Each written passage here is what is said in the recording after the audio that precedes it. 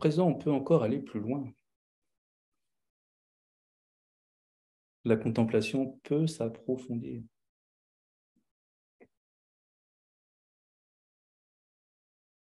De même qu'avec le regard intérieur, une fois qu'on a contacté l'être et qu'on vit la relation à l'être, tout ça peut s'approfondir.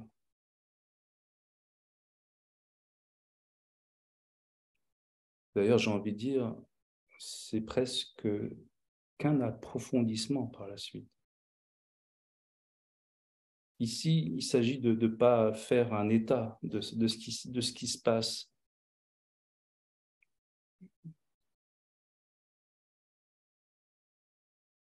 Il s'agit de ne pas le sacraliser en quelque sorte.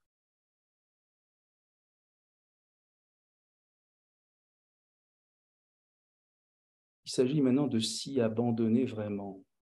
Parce que si on ne vit pas cet abandon, finalement, à chaque fois, on va s'arrêter là. On contacte, on est avec, et puis hop, on fait nos affaires. Vous voyez? On n'aura pas le bienfait et la libération qu'offre la contemplation. Pour avoir les bienfaits qu'offre la libération, il nous faut aller à fond dans la contemplation. Il nous faut voir comment la source est infinie.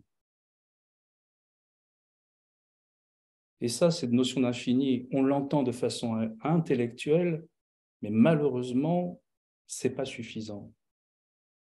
Pour la recevoir vraiment, pour en bénéficier, il nous faut vivre l'infini, en faire une expérience concrète et directe.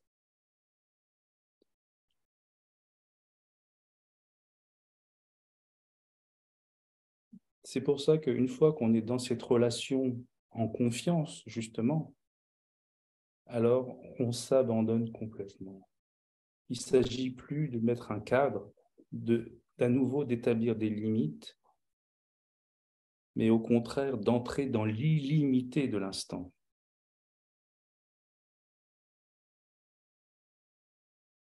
On pourrait dire c'est rentrer dans une vue profonde, infinie. C'est comme si jusqu'ici notre regard était habitué à se fixer sur des éléments du décor, et qu'ici on dit non, ce n'est pas l'élément du décor qui m'intéresse, c'est l'horizon parfait, c'est le ciel absolu.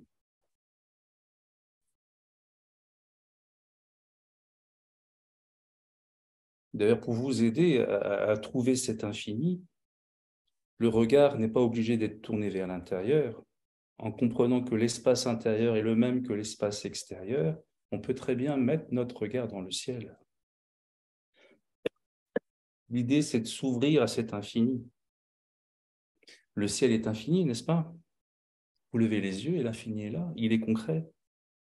Ce n'est pas une théorie. Mais combien on assume ce ciel infini? Combien on le regarde?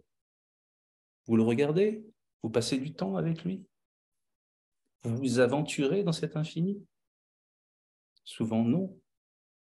On regarde les nuages, on regarde l'avion passer, l'oiseau, ou la lune, ou les étoiles. Mais ça, ce n'est pas l'infini.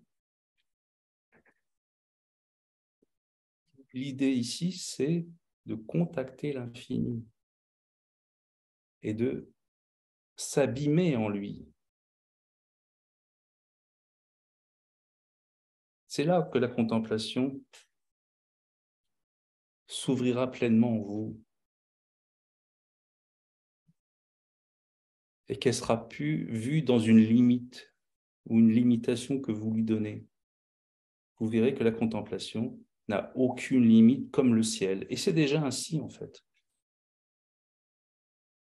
Et parce que vous ne le voyez pas, vous ne l'expérimentez pas concrètement, cet infini vous échappe. Il reste que conceptuel.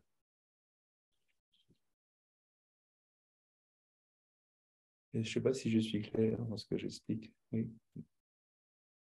Donc, quand je reprends l'exemple du ciel, prenez le ciel dans sa totalité. Ne fixez pas un point particulier. Mettez-vous dans le ciel et gardez cette amplitude en quelque sorte.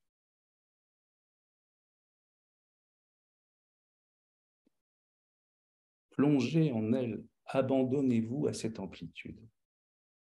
Une fois qu'on l'a goûté grâce à l'espace extérieur, grâce à l'immensité du ciel, en fait, le ciel est partout. Vous pouvez fermer les yeux, le ciel est là, vous comprenez?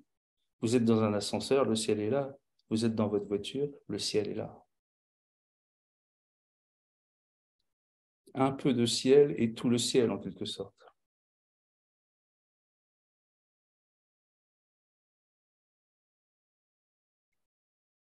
Ce qui va être nouveau, c'est l'abandon à l'infini. Parce que juste ici, on en parle, on le connaît intellectuellement, mais on ne l'expérimente pas vraiment.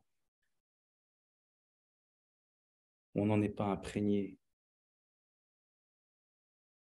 On ne l'a pas reconnu vraiment en nous. Voilà. Notre esprit est cadré dedans. Il est encore délimité. Et quand bien même il est illimité, en fait, il ne l'est pas. C'est ça qui est fantastique. C'est que c'est une limite symbolique, comme dans un vase. En fait, on pense qu'on emprisonne le ciel, mais il n'est pas emprisonné. Le ciel du vase reste le ciel. Il a toute sa qualité essentielle.